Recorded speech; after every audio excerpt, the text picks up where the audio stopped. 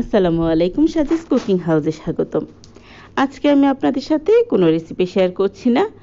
আজ বাজার থেকে আমি একটা চিতই পিঠা বানানোর সাজ কিনে নিয়ে এসেছি চিতই পিঠা বানানোর জন্য। এখন এই সাজটাকে চিতই পিঠা বানানোর উপযোগী করতে হবে। অনেকেই আছে জানেন না কীভাবে সাজটাকে পিঠা বানানোর উপযোগী করতে হয়, সেজন্য এই ভিডিওটা আজকে শেয়ার করা। বাজার থেকে যখন সাজ নিয়ে আসা হয় তখন এর মধ্যে অনেক বালি থাকে, জং ধরা থাকে, এবড়ো খেবড়ো থাকে। এটাকে সমান করে নিতে হয়। আর যদি প্রথমেই জাস্ট একটা ধোয়া দিয়ে আমরা পিঠা বানানো স্টার্ট করে দিই তাহলে কিন্তু পিঠার মধ্যে বালি লেগে থাকবে আর পিঠা হবে না, যেহেতু এবড়ো খেবড়ো জং ধরা। তাই এটাকে সিজনিং করব আর সেটা আপনাদের সঙ্গে শেয়ার করব। এই জন্য একটা তারের মাজুনি নিয়ে নিলাম।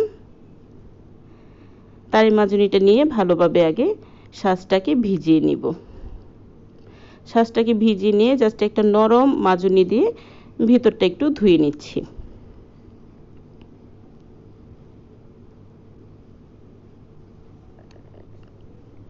এখন এই তারের মাজুনির মধ্যে আমি গুঁড়া সাবান নিয়ে নিলাম আর বিম লিকুইড যে কোনো সাবান নিয়ে যাবে, নিয়ে ভালোভাবে ঘষে ঘষে মাজতে হবে।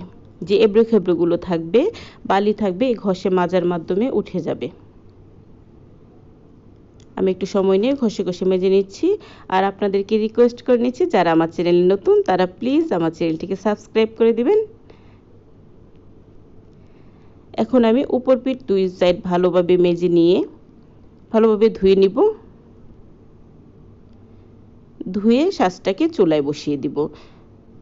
চুলায় বসানোর পর যখন গরম হয়ে আসবে তখন এর মধ্যে আমি দিয়ে দিব সরিষার তেল।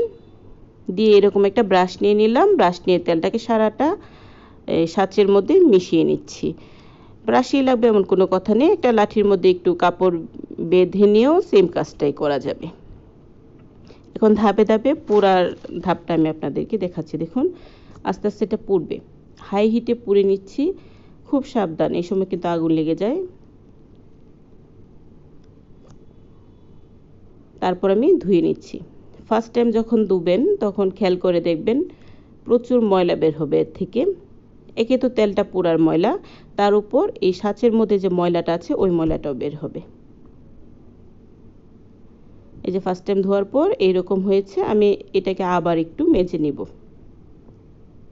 এরপরে আর কখনোই আর মাজুনিতে মাজবো না, এটাই লাস্ট টাইম মাজুনিতে মাজা। সেকেন্ড টাইম ও সেম প্রসেসে আমি তেল দিয়ে চুলায় পুড়িয়ে নিব।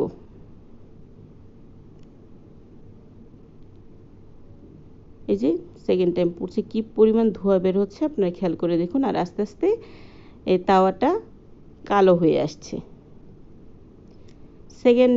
সেকেন্ড টাইম ধোয়ার ক্ষেত্রে আপনারা খেয়াল করে দেখবেন যে এখনও কিন্তু যথেষ্ট পরিমাণে ময়লা বের হবে।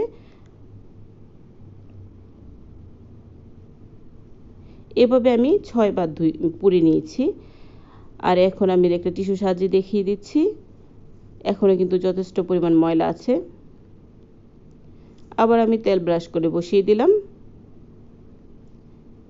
এখন আর পুরা ধাপগুলো আপনাদের মাঝে আর শেয়ার করছি না, আমি লাস্ট দিকে যখন পুরবো সেগুলো আপনাদের সঙ্গে শেয়ার করছি। এই যে এখন যে পোড়াটা দেখাচ্ছি সেটা হচ্ছে 5 বারের সময় পোড়া। আর এই পোড়াটা হচ্ছে আমি যখন লাস্ট টাইম পুড়লাম 6 বার, ঠিক ওই সময়ের পোড়া। দেখুন পুরোই কালো হয়ে এসেছে, ননস্টিক প্যানের মতো। এখন আমি নামিয়ে এটাকে ধোয়ার পর্যায়টা আপনাদের সঙ্গে শেয়ার করছি। এখন দেখুন খুব একটা ময়লা কিন্তু আর বের হবে না, জাস্ট তেল পোড়ার ময়লা। তারপর আমি একটা টাওয়াল দিয়ে ভালোভাবে মুছে নিচ্ছি। টাওয়াল দিয়ে মুছে নিয়ে এখন কিন্তু এত ময়লা আর বের হয়নি। এখন একটা টিস্যুর মধ্যে তেল মাখিয়ে ভালোভাবে তেলটা মাখিয়ে রাখলে এই টাইপের তাওয়াগুলো ভালো থাকে। এখন এই তাওয়ার মধ্যে যদি গুলা করে আমরা পিঠা বানাই, খুব সুন্দর পিঠা হবে। আর এই তাওয়ার মধ্যে পিঠা বানিয়ে আমি আপনাদের সঙ্গে শেয়ার করব। আশা করছি আজকের ভিডিওটা আপনাদের পছন্দ হয়েছে। তাহলে আমার চ্যানেলটিকে সাবস্ক্রাইব করে দিবেন, লাইক ও কমেন্টস করে চ্যানেলের পাশে থাকবেন। আর দেখুন প্রথমে কেমন ছিল আর সিজনিং করার পর কেমন হয়েছে। ধন্যবাদ সবাইকে।